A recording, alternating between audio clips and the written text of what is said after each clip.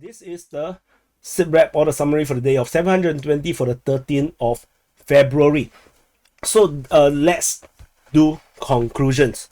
So my first most important thought I think about the situation is actually of course the ADFK front, but I have really talked a lot about the ADFK situation. About there's only one road, and this is the main road. There is smaller road, of course. This is a small one, but this small one, of course, is going to be much harder to traverse, and it's clearly evident to the Russians that this is the only road left for the Ukrainians, and it will be infested with FPV drones, surveillance drones.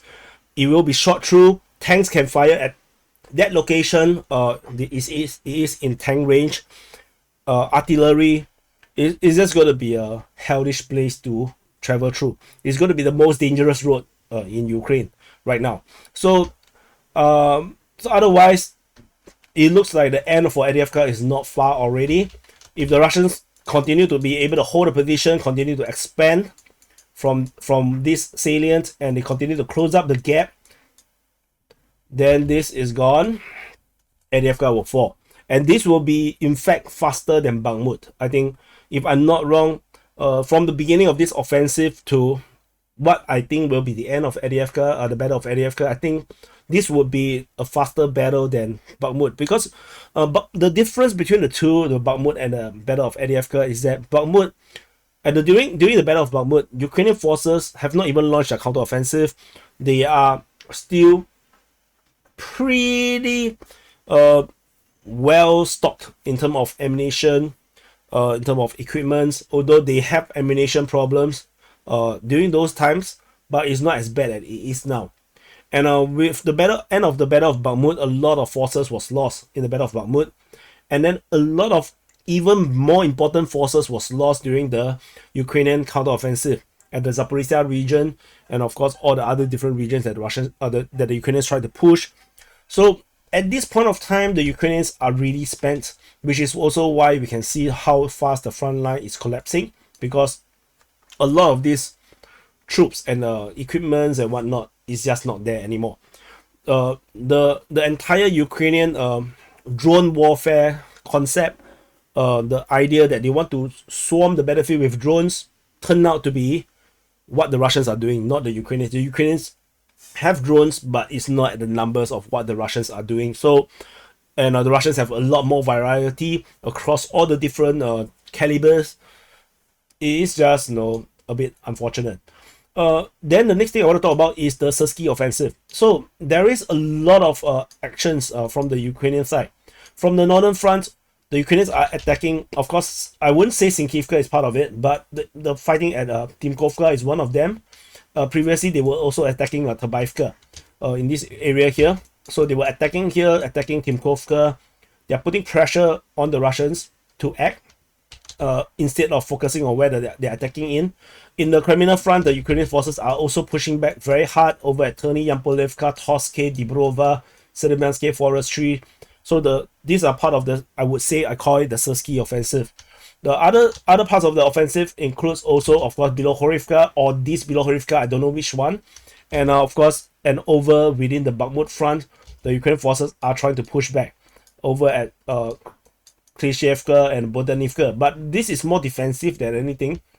The actual offensive that is actually pushing is over at the New York front, as the Ukrainians push at Sumy, Pevdeny, and New York. The Russians currently, in the last report, has counterattacked at New York. So we'll continue to monitor this. And the Ukrainians are also attacking over in the Marinka region as they attack at Krasnohorivka and Georgivka in the counteroffensive action.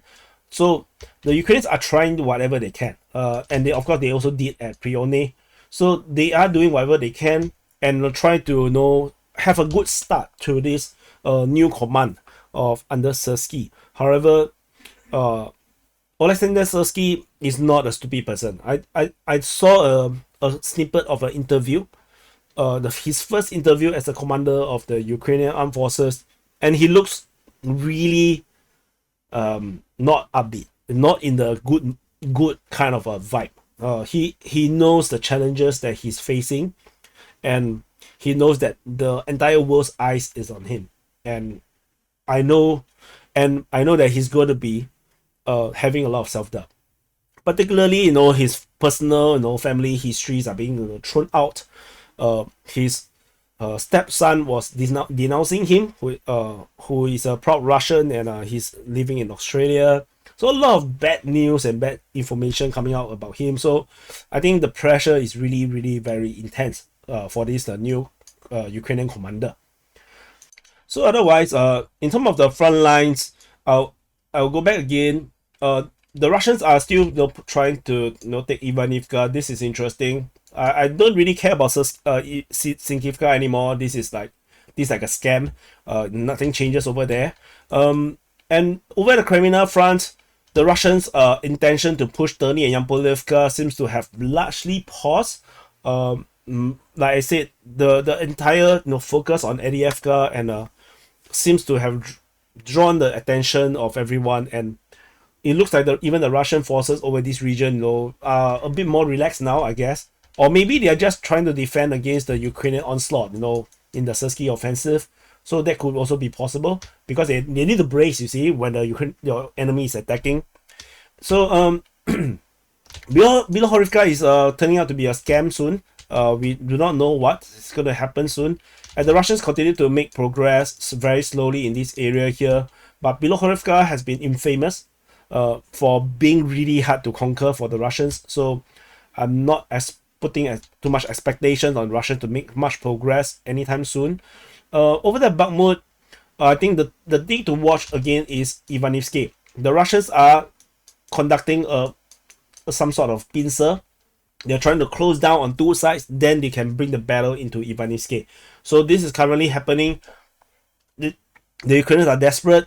The Russians are pushing down the highway towards Chasivia, and the Ukrainians are actively trying to block this advance. They're trying to block it as much as they can. So things is also very dynamic in this area here. Klishevka, I don't bother to talk about. The Ukrainian attempt at Holivka, I find it very interesting, and then I also find it very pointless. Yeah, but what is pointful for the Ukrainians now? I also not sure. What is actually interesting or useful for the Ukrainians now? I'm not exactly sure. And do they even have the forces to conduct proper offensive is another question altogether right now, because you cannot just throw everything into offensive. You need equipment, ammo, and troops for defensive operations as well. So I'm not exactly sure. Adievka don't talk about anymore. So in the Marinka sector, definitely to watch is the Battle of Novomikhailivka and Battle of Kiyokivka.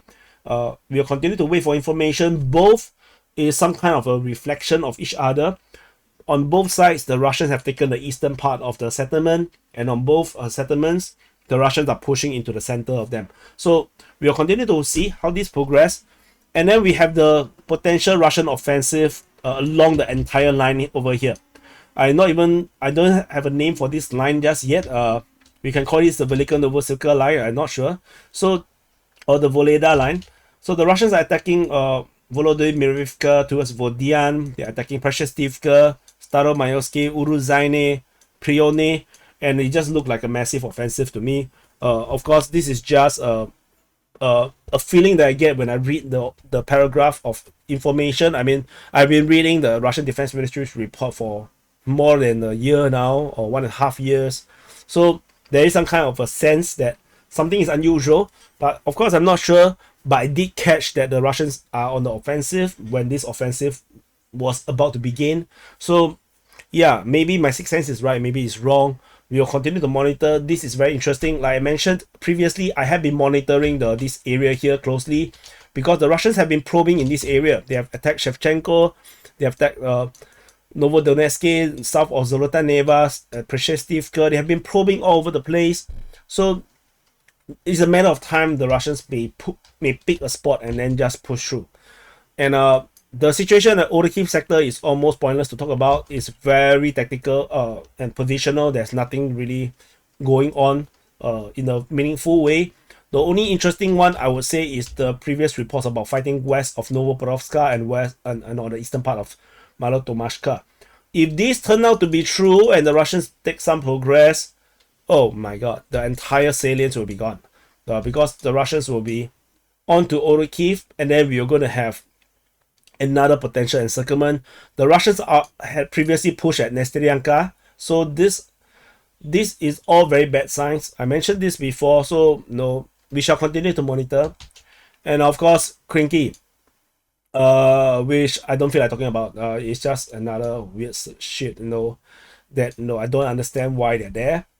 And yeah, this landing ship, will definitely report more on it when we have more confirmation in the tomorrow's SITREP.